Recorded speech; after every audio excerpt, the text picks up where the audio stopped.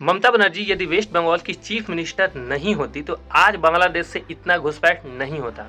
ये आरोप मैं नहीं लगा रहा, ये गृह मंत्री अमित शाह का संसद में दिया गया स्टेटमेंट है, जिसमें उन्होंने डेटा के साथ अपना तथ्य रखा। पश्चिम बंगाल और बांग्लादेश के बीच बॉर्डर की कुल लंबाई लगभग 2216 किलोमीटर है। उसमें से 1653 किलोमीटर में फेंसिंग कंप्लीट हो चुकी है, मतलब रोड बन चुका है, चेकपोस्ट भी तैयार हो चुके हैं, लेकिन 563 किलोमीटर आज भी खुला हुआ है, जिसमें 113 किलोमीटर तो ऐसा ज्योग्राफिकल एरिया है जहां फेंसिंग पॉसिबल ही नहीं है।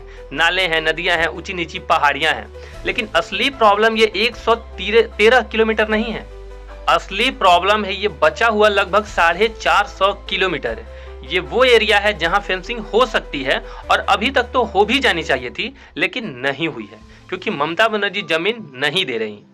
अमित शाह का कहना है कि उन्होंने 2 बार लेटर लिखा और 10 बार रिमाइंडर भेजे। खुद गृह सचिव बंगाल के मुख्य सचिव से 7 बार मीटिंग किए, पर कोई फायदा नहीं हुआ। जब सरकार फेंसिंग करने वहां जाती है तो टीएमसी कैडर के लोग वहां आकर के हुड़दंग मचाते हैं, धार्मिक नारे लगाते हैं और काम रुकवा देते हैं। इसमें जो बांग्लादेशी घुसपैठी पकड़े गए हैं उसके पास बंगाल का आधार कार्ड, वोटर कार्ड और यहाँ के कई सारे डॉक्यूमेंट्स मिले हैं। यहाँ तक कि उनके पास नॉर्थ 24 परगना के अस्थायी निवास प्रमाण पत्र तक मिले हैं। विपक्ष का कहना है कि टीएमसी सरकार उनका आधार और वोटर कार्ड बनवाती है, जिससे वो पूरे देश में फैल जाते हैं और यही ममता बनर्जी के लिए वोट बैंक बन जाते हैं। जब तक टीएमसी का सरकार है तब तक घुसपैठिए आते ही रहेंगे। आप लोगों को याद होगा, अभी कुछ ही दिन पहले बंगाल में एसआईआर हुआ था, जिसमें इलेक्शन कमीशन ने सभी लोगों को अपने वैलिड डॉक्यूमेंट के साथ एसआईआर का फॉर्म जमा करने के लिए कहा था। लेकिन हैरानी की बात यह है कि करीब 14 लाख लोगों का एसआईआर फॉर्म वापस जमा ही नहीं हुआ। तो अचानक ये 14 लाख लोग गए कहां?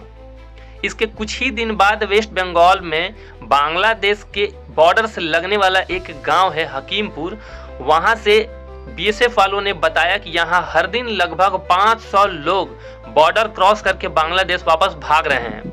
जब मीडिया ने इन लोगों से पूछताछ की तो पता चला कि कई साल पहले ये लोग वेस्ट बंगाल में आए थे और सिर्फ 6000 रुपए इन्होंने अपने एजेंट को दिया था, जिसके बदले इनका फर्जी आधार और फर्जी वोटर कार्ड बनवाया गया था।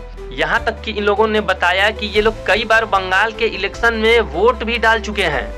और हैरानी की बात यह है कि इन बांग्लादेशियों को पकड़ने के लिए ईडी जब रेड मारती है तो बंगाल और झारखंड से 17 ऐसी मशीनें मिलती हैं जो धड़ल्ले से इनका फेक वोटर कार्ड और आधार कार्ड छाप रहे थे।